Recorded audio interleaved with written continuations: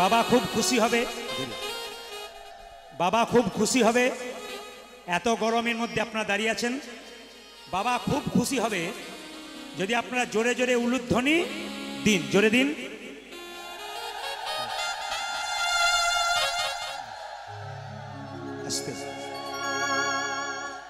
আপনারা সোমবার সোমবার বাবার শিবলিঙ্গে জল ঢালছেন, জোরে বলুন হা না না।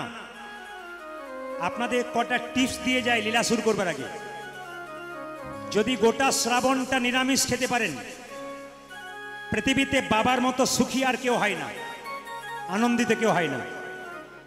যদি আজকে শ্রাবণ মাসে সোমবার দিন আপনারা বাবার মাথায় জল ঢালবেন, ঠিক কথা, শিবলিঙ্গে জল ঢালবেন, কিন্তু সোমবার দিন আপনারা কেউ টক খাবেন না। যদি কেউ সোমবার দিন টক খায়, বাবার শিবলিঙ্গে জল ঢালার পর যেটা করলেন সেটা আপনার মহাপাপে পরিণত হয়। এই জন্য আজকে আপনার ছোট ছোট কথাগুলো বলে যাব। লীলাটির নাম হলো ভক্ত রঘুনন্দন উলুধ্বনি। আপনারা বসুন, সামনে যারা আছেন বসুন ধীরে ধীরে। এই যে আপনারা আসতে একটা একটা করে তত্ত্ব শুনবেন। এই যে হরি বল, এই যে আপনারা কীর্তনের মাঝে দেখছেন মালা তিলক, এই মালা তিলক দেওয়ার রীতি প্রথম কে চালু করেছিল? এতজন বসে কীর্তন শুনছেন, হাত তুলে বললে খুশি হব। হরিবাসরে মালা তিলক দেওয়ার রীতি, এই যে এনারা মালা দিচ্ছেন, তিলক দিচ্ছেন, এই মালা তিলক দেওয়ার রীতি হরিবাসরে প্রথম কে শুরু করেছিল? ভক্ত রঘুনন্দন। শ্রীবাসঙ্গনে প্রথম মহাপ্রভুকে উনি কি করেছিলেন? ফুলের মালা এবং চন্দন দিয়েছিলেন। আপনার শ্রীখণ্ডের গোপীনাথকে দেখেন, তাহলে দেখবেন ভক্ত। আমি যে লীলাটা এখন গাইব বর্ধমান জেলার, আস্তে, বর্ধমান জেলার কাটোয়া বলে একটা জায়গা আছে, আস্তে। আপনারা কাটোয়া কেউ গেছেন? কাটোয়া, এই কাটোয়া থেকে 8 কিলোমিটার দূরে একটা জায়গা আছে, ওই জায়গাটার নাম শ্রীখণ্ড। এইদিকে কাটোয়া থেকে 8 কিলোমিটার দূর, 8 থেকে 10 টাকা বাসে ভাড়া। যদি আপনারা কেউ যান, ভারতবর্ষের কোনো জায়গাতে এরকম মূর্তি আপনি দেখতে পাবেন না। ভারতবর্ষের প্রত্যেক জায়গাতে ভগবানের মূর্তি দেখেছেন, কিন্তু কাটোয়া থেকে 10 টাকা ভাড়া দিয়ে আপনি শ্রীখণ্ডে গোপীনাথের মূর্তি দেখতে যান, দেখবেন ভারতবর্ষের কোথাও পাবেন না। সব জায়গাতে ভগবান হাতে বাঁশি নিয়ে আছে, কিন্তু শ্রীখণ্ডের গোপীনাথের হাতে দেখবেন বাঁশি নাই, অর্ধেকটা নাড়ু নিয়ে হাতে দাঁড়িয়ে আছে। আবার সব চাইতে আশ্চর্যের ব্যাপার, ওই নাড়ুটা কিন্তু আসল নাড়ু নয়, ওই নাড়ুটা হচ্ছে পাথরের নাড়ু, অর্ধেকটা নাড়ু। এই অর্ধেকটা নাড়ু হলো কেন, তার প্রমাণ আপনাদের দেব, একটু মন দিয়ে শুনবেন। এই যে আপনারা দেখতে পাচ্ছেন, এটার নাম প্রসাদ। ছোট্ট রঘুনন্দন গোপীনাথকে নাড়ু খাইয়েছিল, আজকে ছোট্ট রঘুনন্দন গোপীনাথকে নাড়ু খাওয়াবে। আপনারা কীর্তনের শেষে এই প্রসাদ নিয়ে যাবেন। কমিটির ভাইদেরকে বলা আছে, ওনারা বললেন ভিড়ের মধ্যে ঢুকতে পারলাম না, যথা সময়ে আমরা 10 কেজি 15 কেজি বাতাসা ঢোকাবার চেষ্টা করবো আসরে। যদি ওনারা দিতে পারেন তবে আপনাদের শেষে কিন্তু হরিবাসরের শেষে বাতাসার হরিল্লুট দেওয়া হবে। এই প্রসাদটা নিয়ে গিয়ে আপনারা কি কি করবেন একটু বলে দিই।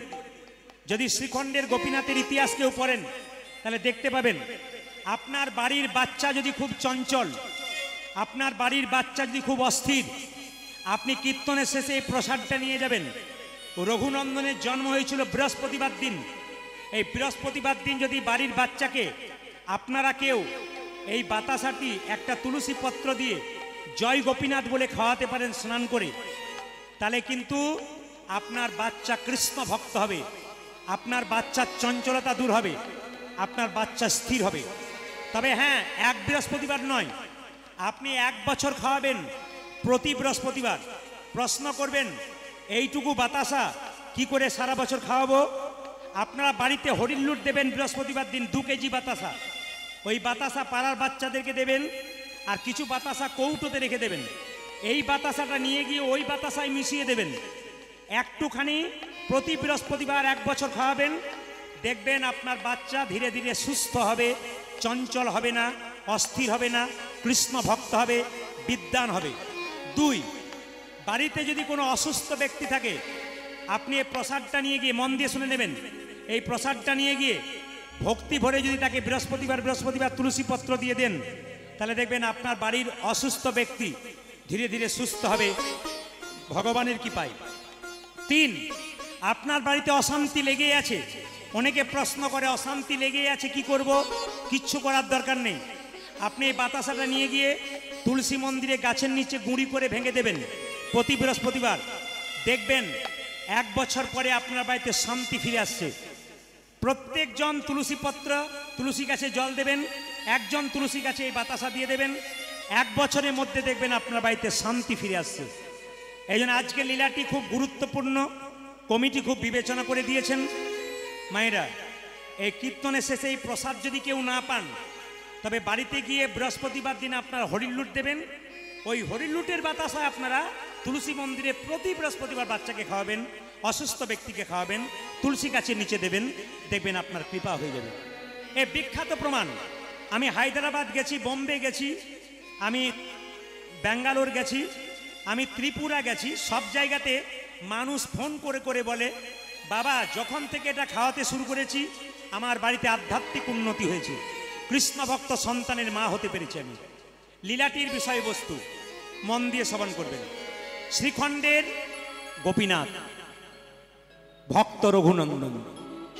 শ্রীখণ্ডে 2 ভাই ছিল, বড় ভাইয়ের নাম মুকুন্দ সরকার, আমি মাঝে জিজ্ঞেস করব, আর ছোট ভাইয়ের নাম নরহরি সরকার। মুকুন্দ সরকার কবিরাজ ছিল, মায়েরা চিকিৎসা করত, কিন্তু চিকিৎসাতে খুব একটা নাম ডাক ছিল না। তবে তার চিকিৎসার একটা নিয়ম হচ্ছে, সকালবেলায় ঘুম থেকে উঠে উনি স্নান করে প্রথমে ভগবানের পুজো অর্চনা করতেন, তারপরে চিকিৎসায় বসতেন। খুব ভালো করে শুনবেন, আমাদের সংসারে অনেক চিকিৎসক আছে, সকালে স্নান করে না, রুগী দেখার পর বেলা 3টের সময় স্নান করে। কিন্তু মুকুন্দ সরকার চিকিৎসা করতেন, ভোর 4টায় স্নান করে গোপীনাথের পূজা অর্চনা 1 ঘন্টা করতেন, তারপর তিনি কবিরাজি চিকিৎসা করতেন। এর থেকে তিনি জগতের প্রত্যেকটা মানুষকে শিখিয়ে দিয়ে গেলেন, রে জগতের মানুষ, তোমরা সংসারে যে কোনো কাজে থাকো না কেন, সকালবেলায় ঘুম থেকে উঠে স্নান করে যদি ভগবানের পূজা অর্চনা করে কাজে লাগতে পারো, তাহলে তোমার কাজ সফল হয়। মায়েরা, সংসারে অনেক কাজ অনেকে করছেন, কিন্তু বাসি কাপড়ে কেউ যদি সংসারে কাজ করে তবে তার কাজ হয়, কিন্তু কাজে মঙ্গল হয় না। ওই জন্য প্রত্যেকটি মায়ের কাছে প্রদীপ পালের করজোড়ে নিবেদন রইল, আপনারা বাসি কাপড়ে সংসারে কোনো কাজ করবেন না, স্নান করবেন। শরীর অসুস্থ থাকলে আপনি কাপড় পাল্টে নিয়ে পবিত্রভাবে ভগবানের ভজন করে সংসারের কাজ করুন, দেখবেন আধ্যাত্মিক উন্নতি আপনাদের হবে। মুকুন্দ সরকার বড় ভাই, ছোট ভাই নরহরি। একদিন নরহরি বলছে, দাদা চলো না সবাই নবদ্বীপে শ্রীবাসঙ্গনে যাচ্ছে মহাপ্রভুকে দেখতে। ও দাদা একবার চলো না দেখে আসি। বড় ভাই মুকুন্দ বলল, তোর মাথা খারাপ হয়ে গেছে? বলে কেন? এখনকার যেমন একটু 10 মিনিটের রাস্তা যাবেন, টোটো অটো ধরবেন, তখন কিন্তু কিলোমিটার পর কিলোমিটার রাস্তা যেত, কিন্তু হেঁটে হেঁটে যেত। সেই শ্রীখণ্ড থেকে নবদ্বীপ যাচ্ছে মায়েরা, শ্রীবাসঙ্গন হাঁটতে হাঁটতে যাচ্ছে, কিন্তু মুকুন্দ সরকার বলল, কিভাবে যাবি, পা ফুলে যাবে তো। ভাই নরহরি সরকার বলল, দাদা আমি সাধু মুখে শুনেছি, কেউ যদি হরিনাম করতে করতে রাস্তা দিয়ে চলে যায় তবে তার রাস্তা খাটো হয়ে যায়। এই নরহরি যাচ্ছে পেছনে পেছন, আর মুকুন্দ সরকার যাচ্ছে আগে আগে। কোথায় যাচ্ছে? মহাপ্রভুর মন্দিরে শ্রীবাসঙ্গনে মহাপ্রভুকে দেখবার জন্য। কিভাবে যাচ্ছে সবাই হাত তুলে একসঙ্গে যাবেন। কৃষ্ণ কেশব কৃষ্ণ কেশব কৃষ্ণ কেশব তাই নাম, রাম রাঘব রাম রাঘব রাম রাঘব রক্ষব। হরে কৃষ্ণ কৃষ্ণ কৃষ্ণ হরে হরে, হরে রাম রাম রাম হরে হরে। হরে হরে কৃষ্ণ কৃষ্ণ কৃষ্ণ হরে হরে, হরে রাম রাম রাম হরে হরে। যারা মহাপ্রভু কৃপা পেতে যাবেন তাদের তালি দিয়ে যেতে হয়। মায়েরা, তালি দিয়ে যাবেন কেন না, যে যত তালি দেবেন, একটা বিজ্ঞানের যুক্তি আছে। বিজ্ঞান বলছে কেউ যদি এভাবে হাতে তালি দিতে পারে জীবনে তার কোনোদিন প্যারালাইসিস হয় না। জীবন না, না, এটা বিজ্ঞান বলছে। যদি কেউ এরকম করে হাততালি দিতে পারে, প্রত্যেক দিন হরিনাম করতে পারে, জীবনে তার প্যারালাইসিস হয় না।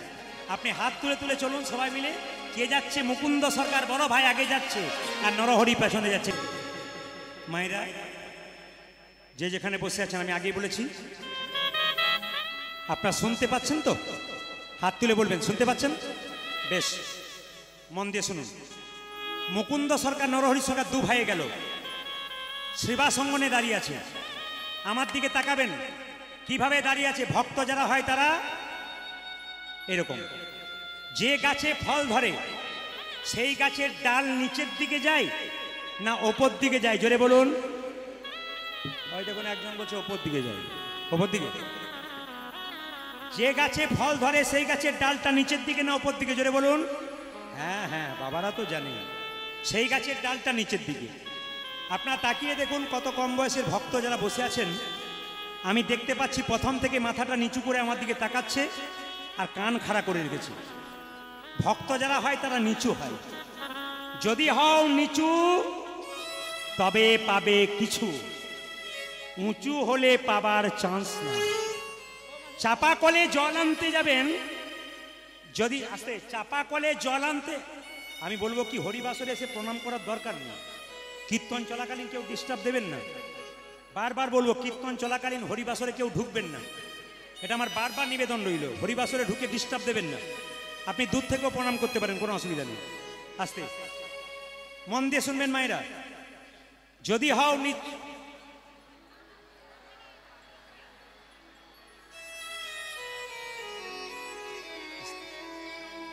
যদি হও নিচু তবে পাবে কিছু। আচ্ছা বলবেন, একটা সোনার কলসি যতই দামি হোক, জোরে বলবেন, একজনের কাছে মাথা নিচু করতে হয়। কার কাছে? জোরে বলুন কার কাছে? হ্যাঁ, বাবারা তো জানেন, মায়েরা বলুন কার কাছে? গ্লাসের কাছে। আপনি যত টাকার মালিক হন না কেন, যদি বৈষ্ণবের চরণে মাথা নিচু না করতে পারেন, আপনার জীবনে কোনোদিন গোবিন্দের কৃপা হবে না। যারা বৈষ্ণব আছেন, মহান্ত আছেন, ব্রাহ্মণ মণ্ডলী আছেন, তাদের চরণে কোটি কোটি প্রণাম জানান। রাস্তা দিয়ে কোনো বৈষ্ণব পেরিয়ে যাচ্ছে, দেরি করবেন না, সঙ্গে সঙ্গে প্রণাম করবেন।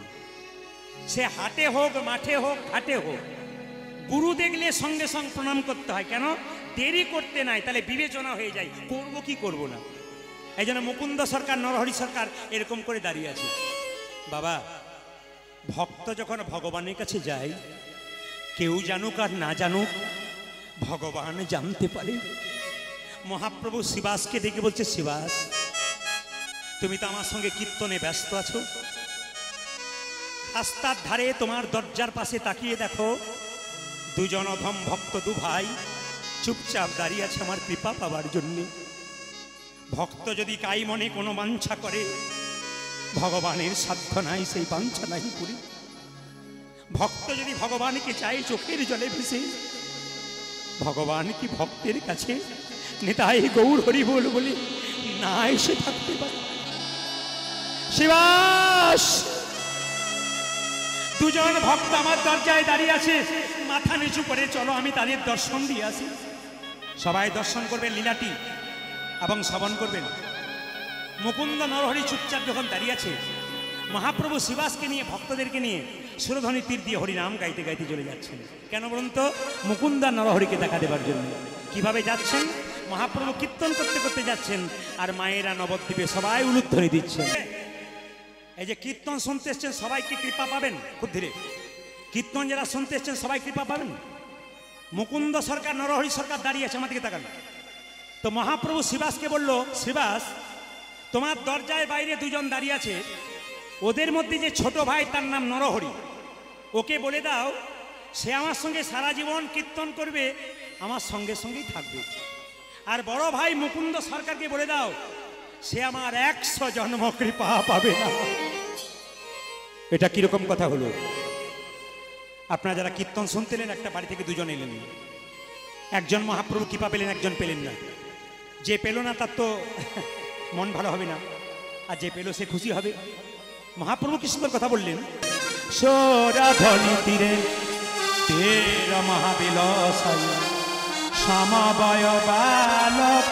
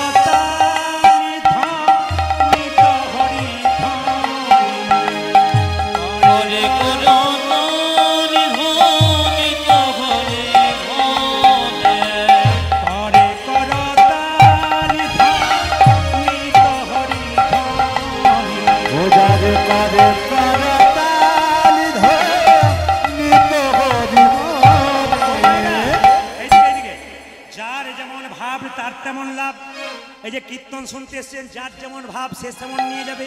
কিরকম মহাপ্রভু নাচতে নাচতে যাচ্ছে। মুকুন্দ হলো বড় ভাই, নরহরি ছোট ভাই। মুকুন্দকে ছোট ভাই নরহরি বলছে, দাদা আমি কি দেখছি জানো, ওই তো আমার গোরা, ওই তো আমার গোরা নাচে, ওই আমার গোরা, দেখো দেখো ওই তো আমার গোরা নাচে, ওই আমার গোরা নাচে, ওই তো আমার গোরা নাচে, আমি দণ্ড বাহু তুলে, ওই তো আমার গোরা নাচে, ওজার হেমি দণ্ড বাহু তুলে, ওই তো আমার গোরা নাচে, আমি দণ্ড বাহু তুলে, ওই তো আমার গোরা নাচে। ওজার হ্যামে দণ্ড বাহু তুলে, ওই তো আমার গোরা নাচে। যার যেমন ভাব তার তেমন লাভ। ছোট ভাই বলছে, দাদা আমি দেখছি গোরা নাচছে। বড় ভাই বলছে, না না তুই দেখছিস গোরা নাচছে, আমি দেখছি আর একজনা নাচছে। কে নাচছে? ওই তো গোরাই নাচে। হরি বল। ওরে ওই তো গোরায় নাচে, যারা এ জগতে ভাবুক ভক্ত, যারা গৌরী বলে একবার কাঁদতে পারে, একমাত্র গৌরের ভাব সে বুঝতে পারে। বড় ভাই বলছে, আমি কি দেখছি, ওই তো গোরাই নাচে, ওই তো গোরায় নাচে, ওই তো গোরাই নাচে। দেখো দেখো ওই তো গোরাই নাচে, ঘরে যার শ্যামে নাচে, বাইরে ও গোরাই নাচে। অন্তরে যার শ্যাম নাচে, ওই তো গোরাই নাচে। ঘরে যার শ্যামে নাচে, বাইরে ও গোরাই নাচে। ওজার অন্তরে জরে শ্যামে নাচে, বাইরে গোরায় নাচে।